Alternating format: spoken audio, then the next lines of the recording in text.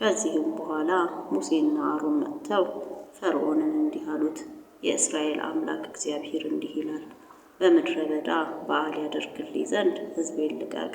ፈርዖንም ቃሉን እሰማ ዘንድ እስራኤልንም እለቅቅ ዘንድ እግዚአብሔር ማን ነው? እግዚአብሔርን አላውቅም፣ እስራኤልንም ደግሞ አልለቅቅም አለ። እርሱም የዕብራውያን አምላክ ተገናኘን፣ ቸነፈር ወይም ሰይፍ እንዳይጥልብን የ3 ቀን መንገድ በምድረ በዳ እንድንሄድ ለአምላካችን ለእግዚአብሔር እንድንሰዋ እንለምንሃለን አሉት። የግብፅ ንጉሥም አንተ ሙሴ አንተም አሮን ሕዝቡን ለምን ሥራቸውን ታስተዋላችሁ? ወደ ተግባራችሁ ሂዱ አላቸው።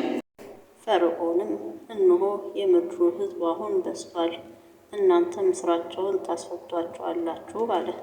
ፈርዖንም በዚያን ቀን የሕዝቡን አስከባሪዎች ሹማምንቶቹንም እንዲህ ሲል አዘዘ፣ እንደ ወትሮ ለጡብ ሥራ ደግሞ ገለባ ለሕዝቡ አትስጡ፣ ነገር ግን እነርሱ ሄደው ገለባ ይሰብስቡ። ቀድሞ ያደርጉት የነበረውን የጡብ ቁጥር በእነርሱ ላይ አድርጉት፣ ምንም ከእርሱ አታጉድሉ፣ ሥራ ሰልችተዋልና። ስለዚህ ለአምላካችን እንድንሰዋ እንሂድ እያሉ ይጮኻሉ።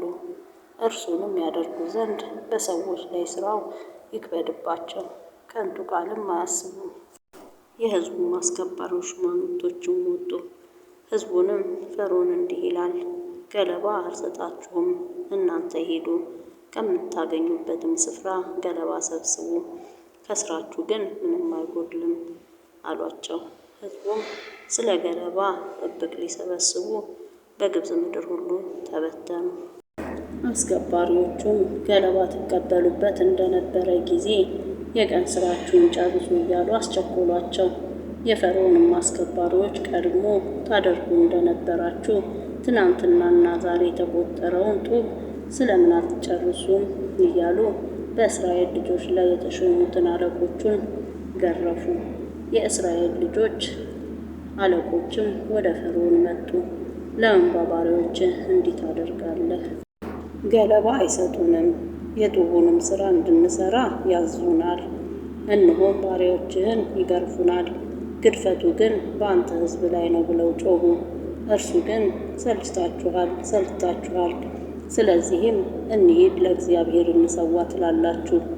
አሁንም ሂዱ ስሩ፣ ገለባ አይሰጧችሁም፣ የጡቡን ቁጥር ግን ታመጣላችሁ አላቸው። የእስራኤልም ልጆች አለቆች ዕለት ዕለት ከምትሰሩት ከጡቡ ቁጥር ምንም አታጉድሉ ባሏቸው ጊዜ ነገሩ እንደከፋባቸው አዩ። ከፈርዖንም ዘንድ ሲወጡ ሙሴንና አሮንን በፊታቸው ቆመው ተገናኟቸው። እነርሱም በፈርዖንና በባሪያዎቹ ፊት ሽታችንን አቅምታችሁታልና ይገድሉንም ዘንድ ሰይፍን በእጃቸው ሰጥታችኋቸዋልና እግዚአብሔር ይመልከታችሁ ይፍረድባችሁም አሏቸው።